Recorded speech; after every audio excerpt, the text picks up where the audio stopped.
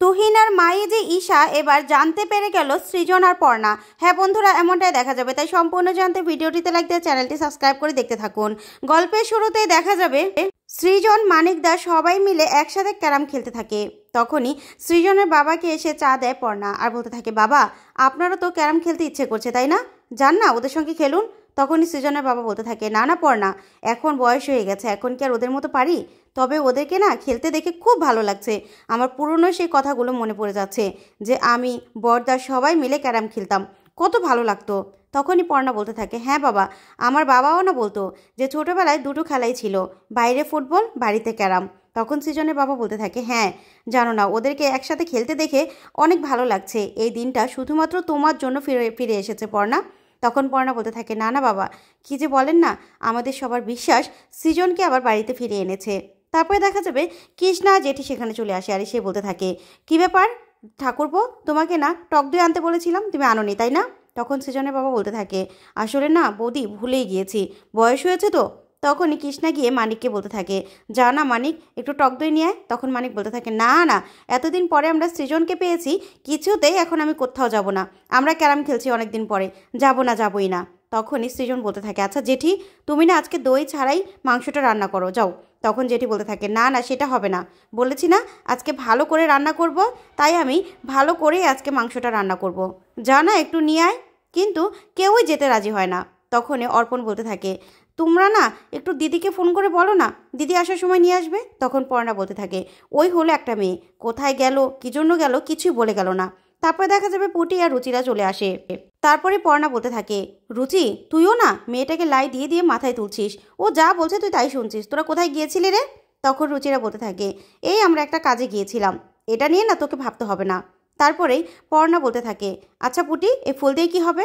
তখন পুটি বলতে থাকে, মা ওসব না তোমার দরকার নেই, বুঝেছো, আর ফুল এনেছি তাতেও তোমার সমস্যা বলো তো? তো এই বলে পুটি সেখান থেকে চলে যায়। তারপরে রুচিরাকে পর্ণা বলতে থাকে, আচ্ছা রুচি, কি হয়েছে বলতো, কি হয়েছে, কি করবে বলতো? তখন রুচিরা বলতে থাকে, দেখ পর্ণা, তোর এত কিছু না জানলেও চলবে, আর পুটি একা করছে না, আমিও কিন্তু সাথে আছি, বুঝতে পেরেছিস? তখন এই কথা বলে রুচিরাও সেখান থেকে চলে যায়। ওইদিকে অয়ন আসে, এসে বলতে থাকে, আচ্ছা মা, সৃজন আসলো, এত জমিয়ে খাওয়া দাওয়া হবে, তার আগে কি একটা চা পাবো না? তখন জেঠি বলতে থাকে, হ্যাঁ পাবি তো, যা না রান্নাঘরে গিয়ে নিজেই চাটা রান্না করে নে, তাহলে তো ভালো হবে, চাটা বানিয়ে খা না। তোর বউ কোথায়? এই যে সবাই আমরা খেটে মরছি, কাজ করছি, আর তোর বউ ঘরের মধ্যে কি করে? তখনই অয়ন বলতে থাকে, তোমাদের সঙ্গে না কথা বলাটাই বৃথা, দূর, কিছুই বলবো না। এই বলে অয়ন বসে বসে মুড়ি খেতে থাকে। ওইদিকে ঈশা আর তুহিনা লুকিয়ে লুকিয়ে সবটা দেখতে থাকে। তখন ঈশা বলতে থাকে, কিছুই করতে পারলাম না, কিছুই না, আবার সেই এক সৃজন আর পর্ণা হয়ে গেল, দূর, আর ভালো লাগছে না।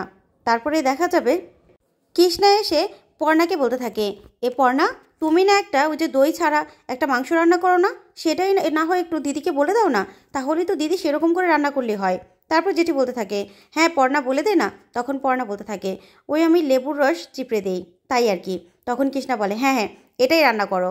যা দেখে সবাই অবাক হয়ে যায় আর বলতে থাকে, যাক, কৃষ্ণা আর পর্ণার বন্ডিংটা ভালোই লাগছে। ওইদিকে দেখা যাবে পুটি গিয়ে বাসর ঘর সাজিয়ে ফেলে সৃজন আর পর্ণার জন্য। তারপর রুচিরা বলতে থাকে, কিরে পুটি, তোর কাজ শেষ? তখন পুটি বলতে থাকে, হ্যাঁ বন্ধু কাকি, জানো না আমার যে কী ভালো লাগছে না, 20 বছর পরে আমার মা আর বাবা আবার এক হবে, দুজন দুজনের কাঁধে মাথা রাখবে, আমার মা একটু শান্তি মতো আজকে ঘুমোতে পারবে। তখন রুচিরা বলতে থাকে, ঠিকই বলেছিস, 20 বছরের সাধনা আজকে সফল হবে। তখন পুটি বলতে থাকে, জানো তো বন্ধু কাকি, আমার না ভাবলেও অবাক লাগে, কারণ এখনকার ভালোবাসাগুলো দেখো না, 2 বছর 5 বছর পরে না একজন আরেকজনের কাছে পুরনো হয়ে যায়, ভালোবাসা টিকেই না, ডিভোর্স হয়ে যায়, কত কি। আর এখানে দেখো, আমার বাবা আর মা কত বছর একসাথে সংসার করেছে, আবার 20 বছর আলাদাও ছিল, তাও তাদের ভালোবাসা একটুও একটুও কমেনি, বরঞ্চ আরও বেড়ে গেছে। তখন রুচিরা বলতে থাকে, হ্যাঁ রে পুটি, এটা হলো সত্যিকারের ভালোবাসা, বুঝতে পেরেছিস? তোর জীবনে যখন আসবে না, তখন তুই বুঝবি। তখন এই কথা শুনে পুটির অভিষেকের কথা মনে পড়ে যায়। তখন অভিষেকের কথা ভাবতে থাকে। তারপর রুচিরা বলতে থাকে, কে রে পুটি, কী ভাবছিস, তোর জীবনে এমন কেউ আছে নাকি? তখন পুটি বলতে থাকে, না, আমি ভাবছিলাম এরকম আমার কাউকে লাগবে না, আমার মা বাবা একসাথে হয়েছে, সেটাই আমার কাছে খুব ভালো লাগছে, আর আমার মা যে আজকে শান্তিমতো একটু ঘুমোতে পারবে, সেটাই আমার কাছে খুব ভালো লাগছে। তখন রুচিরা বলতে থাকে, তাই নাকি, কিন্তু ওই যে অফিসার অভিষেক, সে তো দেখলাম হাতে হাত মেলালো, চোখে চোখ রাখলি, কি সুন্দর, দুজন দুজনের দিকে তাকিয়ে রইলি, সেটা কি? তখনই পুটি বলতে থাকে, বন্ধু কাকি তুমি যে কি বলো না, দূর তুমি এতক্ষণ ছিলে না, তাই আমি একা একা এই যে মায়ের ঘরটা কি সুন্দর করে সাজিয়ে নিলাম, তুমি এসেই না সব ঘেঁটে দিলে। তখন রুচিরা খুশি হয়ে যায় আর হাসতে থাকে পুটির কাণ্ড দেখে। ওইদিকে দেখা যাবে ঈশা আর তুহিনা। তখন ঈশা বলতে থাকে, এই পর্ণার কপালটা না সত্যি সোনা দিয়ে বাঁধানো, যোগ্যদাদা করতে করতে সব কিছু কপালে পেয়ে গেল, আর কোনো বিপদে ওকে ছুঁতে পারে না। তখনই এই কথাতে তুহিনা বলতে থাকে, আচ্ছা মা, অন্যের ক্ষতি করে কি সুখ পাওয়া যায় বলো তো? তখন ঈশা বলতে থাকে, ও তুহিনা, তোর মুখ থেকে এতদিন অর্পণ অর্পণ শুনতে শুনতে আমি অধৈর্য হয়ে গেছি, এখন আবার কি তুই পর্ণার প্রতিও তোর প্রেম চলে আসলো নাকি? তখন তুহিনা বলতে থাকে, না মা, ওরকম কিছু না, কিন্তু আলোকপর্ণা আন্টিকে না হারানো অতটা সহজ নয়, সত্যিই না ওনার সঙ্গে ভগবান আছে। তখন ঈশা বলতে থাকে, ওর সঙ্গে যদি ভগবান থেকে থাকে, আমার সঙ্গেও শয়তান আছে, বুঝতে পেরেছিস? ওই আলোকপর্ণাকে আমি কিছুতে জিততে দেবো না। ও আমার হিরে বিক্রি করাটা বানচাল করেছে না, আমার প্ল্যানটা ভেস্তে দিয়েছে না, দেখ ওকে কি করি। ওই আলোকপর্ণাকে না আমি শেষ করে দেবো ওকে আমি কিছুতেই শান্তিতে থাকতে দেবো না, কিছুতেই না। তখনই তুহিনা অবাক হয়ে ঈশার কথা শুনতে থাকে। ওইদিকে দেখা যাবে পর্ণা আর সৃজনকে সুন্দর করে সাজিয়ে পুটি আর রুচিরা মিলে সেই ঘরের মধ্যে রেখে দরজা বন্ধ করে চলে যায়। তখনই পর্ণা আর সৃজন পুরো ঘরটা দেখে পুরো খুশি হয়ে যায়, আর পর্ণার সেই প্রথমবারের কথা মনে পড়ে যায়, ওদের ফুলসজ্জার কথা মনে পড়ে যায়। তখন সৃজন পর্ণাকে বলতে থাকে, পর্ণা, তোমার এই ঘরটা দেখে কিছু মনে পড়লো? তখন পর্ণা বলতে থাকে, হ্যাঁ মনে পড়বে না, কিছু বলো না, সব কিছু মনে পড়েছে। তখন সৃজন বলতে থাকে, হ্যাঁ জানো তো, তখন না আমি কিছুই জানতাম না, কেমন যেন একটা ছিলাম, তাই না? তখন পর্ণা বলতে থাকে, তাই নাকি? কিন্তু এখন তো এই সৃজন বাবু সব কিছু জানে, সব কিছু তুমি অন্যরকম হয়ে গেছো সৃজন, কেমন যেন সব কিছু জানো, একটা পরিপূর্ণ পুরুষ হয়ে গেছো।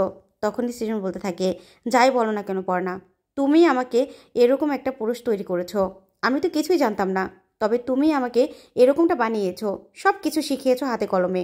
তখন পর্ণা বলতে থাকে, না না সৃজন, তোমারও শেখার ইচ্ছে ছিল, তাই তুমি এরকমটা হতে পেরেছো। তখনই সৃজন বলতে থাকে, পর্ণা, আমি আর তুমি আর কখনো আলাদা হব না, কখনো না। তখন পর্ণা বলে, জানো তো সৃজন, আমার না একটা বিশ্বাস ছিল যে তুমি ঠিক একদিন ফিরে আসবে, আর সবার বিশ্বাস ছিল যে তুমি ফিরে আসবে, তাই তো যোগ্যদাদা তোমাকে আমাদের কাছে ফিরিয়ে দিয়েছে। আমি চাই শুধুমাত্র তোমার হাতে হাত রেখে হাঁটতে, তোমার ভরসাটুকুই যে আমার দরকার ছিল। তখন সৃজন বলতে থাকে, ব্যাস, আমাদের দুজনকে না আর কেউ আলাদা করতে পারবে না, আর তোমাকে না বেশ সুন্দর লাগছে পর্ণা। তখন পর্ণা বলতে থাকে, দূর, এই পুটিটা না আমাকে এই বয়সে এসে এরকম করে সাজিয়ে দিল, এই বয়সে ফুলসজ্জা কেমন লাগে না বলো? তখন সৃজন বলতে থাকে, তাতে কি হয়েছে, বয়সের সাথে সাথে না তুমি আরও বেশি সুন্দর হয়ে গেছো পর্ণা। তখন পর্ণা বলতে থাকে, সত্যি? তখন সৃজন বলতে থাকে, হ্যাঁ। তারপরে দেখা যাবে সৃজন আর পর্ণা গান গাইতে থাকে আর নাচ করতে থাকে, তারপরে দুজন একসঙ্গে হয়। তারপরে পর্ণা বলতে থাকে, আচ্ছা সৃজন, আমাদের অর্পণটা আবার বিপথে চলে যাচ্ছে না তো? তখন সৃজন বলে, কেন? তখন পর্ণা বলে, এই যে দেখলে না, নিজের ইচ্ছে মতো বিয়ে করে নিয়ে আসলো, কিন্তু জানো তো, মেয়েটাকে না প্রথম একটা আমার পছন্দ হতো না, কিন্তু এখন কেমন জানি ভালো লাগে, সত্যি ভালো লাগে। তখন সৃজন বলে, ব্যাস, তাহলে তো হয়েই গেল, তাহলে তো ওরা সুখে থাকলে আমাদের সুখ। তখন পর্ণা বলতে থাকে, সমস্যা তো আমার মেয়েটাকে নিয়ে নয়, সমস্যা হলো ওর মাকে নিয়ে। তখনই সৃজন বলতে থাকে, হ্যাঁ, মহিলাকে কেমন যেন চেনা চেনা লাগে, তাই না? তখন পর্ণা বলতে থাকে, ঠিক ঈশার মতো। তখনই সৃজন বলতে থাকে, হ্যাঁ ঠিক বলেছ, ঠিক ঈশার মতো, কিন্তু ঈশা কোথা থেকে আসবে বলো তো, ও তো কত বছর আগে মারা গেছে। তাহলে এসব কথা আর ভেবো না পর্ণা, এবার সব কিছু বাদ দিয়ে আমাদের মেয়েটার কথা ভাবো তো, কারণ ছেলেটা তো বিয়ে করেই নিয়েছে। আচ্ছা, পুটি কাউকে পছন্দ করে? তখন পর্ণা বলে, না না, পুটি তাহলে আমাকে বলতো, আর পুটিও না ঠিক তোমার মতো হয়েছে, পেট থেকে কোনো কথা বের করা যায় না। তখন সৃজন বলতে থাকে, দেখো, মেয়েটা যেন আবার কাউকে পছন্দ করে বিয়ে করে না নিয়ে আসে। তখন পর্ণা বলে, না, পুটি কখনোই এরকম করবে না। তো বন্ধুরা, এবার কি তাহলে পর্ণা আর সৃজন মিলে পারবে ঈশাকে হাতে নাতে ধরতে? তোমাদের কি মনে হয়? অবশ্যই কমেন্ট করে জানাও। ধন্যবাদ।